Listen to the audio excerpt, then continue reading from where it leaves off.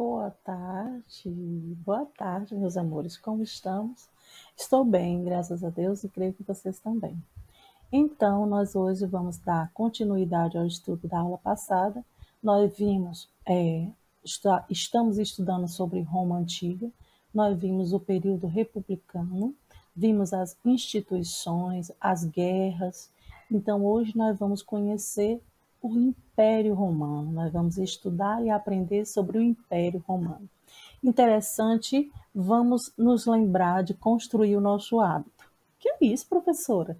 É nos colocarmos num lugar calmo, silencioso, confortável, com o nosso módulo à mão, lápis, para que a gente possa sublinhar, circular, escrever e fundamentar a nossa aula. Tudo bem? E também gostaria de relembrá-los que eu vou estar o tempo todo trazendo vocês a leitura, a releitura do seu esquema estudo, seu esquema resumo que eu propus na atividade, para a atividade dessa aula.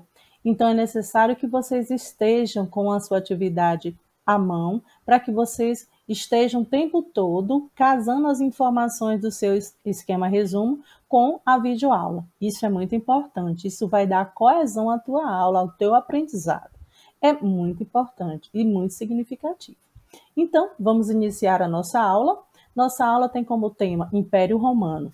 Como já falei, nós vimos estamos estudando Roma Antiga, nós vimos o período republicano, nós vimos as instituições da época e vimos as guerras e vimos toda a estrutura da sociedade da Roma Antiga. Agora nós vamos conhecer e fazer um estudo sobre o Império Romano.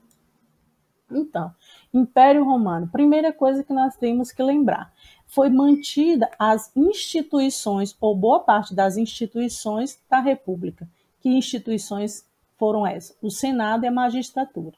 Mas estabeleceu-se uma nova forma de governo, que recebeu o nome de Principado. E com essa forma de governo, dá-se início o governo do Império Romano. E quem foi esse primeiro imperador? Otávio. Então, nós vamos conhecer como esse imperador governou, de que forma ele propôs ao povo a sua nova administração. Afinal de contas, Roma Antiga saía da República e passava a ser agora um Império Romano. É muito importante você conhecer toda a estrutura histórica desse conteúdo. Ok, meus amores? Continuando, o Império Romano. Havia um programa denominado Pax Romana, que promovia a pacificação por meio da repressão às províncias rebeldes e da política de pão e circo, que consistia em oferecer à plebe trigo a preço baixo e espetáculos como luta de gladiadores e corrida. Deixa eu só explicar isso melhor. O que acontecia? O novo imperador propunha, como já tinham, as mesmas instituições, o Senado e as magistraturas, e ele também tentava promover uma reorganização da estrutura social. Tentava, na verdade, conter as tensões por conta das desigualdades sociais. E ele buscou isso através de quê? Através de uma política chamada pão e circo. Política é essa? Ora, enquanto eu estou administrando, o povo vai estar com foco em outros acontecimentos e não na minha administração. Por exemplo, naquele momento, o preço do trigo, o que aconteceu com o preço do trigo? Foi baixado e a plebe tinha condições naquele momento de comprar aquele trigo, de ter acesso àquele alimento, mas também foi oferecido a eles espetáculos que antes não eram. Espetáculos de quê? Luta entre gladiadores, corridas e vários outros espetáculos. Isso fazia com que a população, a plebe, ficasse focada naquilo que estava acontecendo. Ou seja, dava a entender que ele estava oferecendo à plebe algo muito grandioso, algo muito bom. Nossa, o imperador baixou o valor do trigo, agora nós temos a oportunidade de participar, de ir até o Coliseu e assistir às lutas de gladiadores e às corridas. Então, aquilo na mentalidade do povo passou a ser algo muito bom, fazendo com que o povo tirasse o foco das dificuldades, da desigualdade e, principalmente, dava ao povo a condição, entre aspas, de comprar o seu principal alimento, que naquela época era o trigo. Então, vamos lá. As mulheres de Roma, muito interessante. A estrutura da Roma antiga era uma estrutura da sociedade onde a mulher ela tinha o seu comportamento moldado pelas instituições, e essas instituições ela fazia com que a mulher tivesse apenas os direitos que convisse a elas, a essas instituições. E não foi possível ver nenhuma mudança nem durante a República e nem durante o Império. Então vamos lá. As mulheres romanas não podiam participar da vida política nem pública. Portanto, não podiam eleger nem ocupar cargos no Estado. Ou seja, elas não podiam votar e nem serem votadas.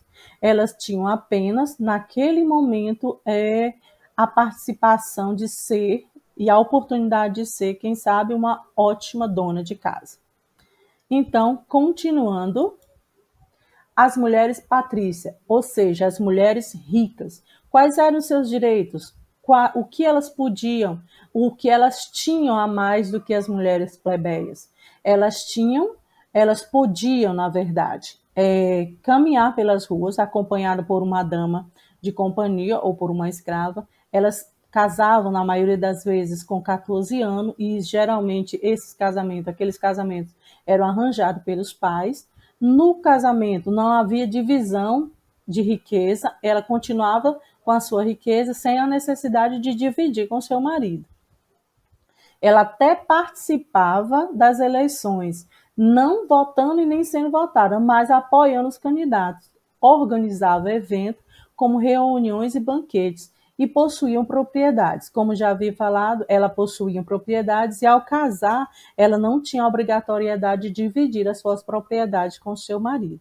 E esses eram os direitos, entre aspas, das mulheres patrícias, ou seja, das mulheres da elite, das mulheres ricas. Continuando, mulheres plebeias. Muito bem.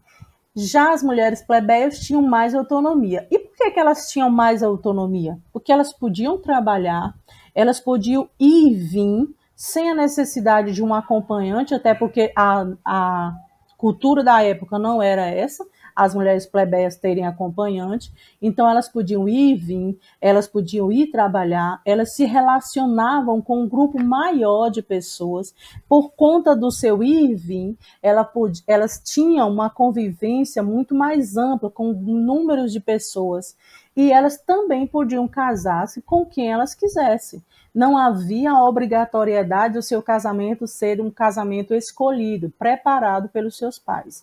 E isso é muito interessante. Por conta disso, o contexto histórico diz que ela tinha mais autonomia, por conta de poder ir e vir, sem a necessidade de um acompanhante, poderem trabalhar, e ao trabalhar elas conviviam com um número maior de pessoas até de outras culturas, e isso fazia com que ela tivesse uma mentalidade onde os seus direitos, ela se sentiam plenamente realizada. Não, porque elas tinham a sua liberdade. Querendo ou não, elas tinham a sua liberdade. Não precisava sair de casa com nenhum acompanhante. Podiam trabalhar, podiam casar-se com quem elas decidissem casar.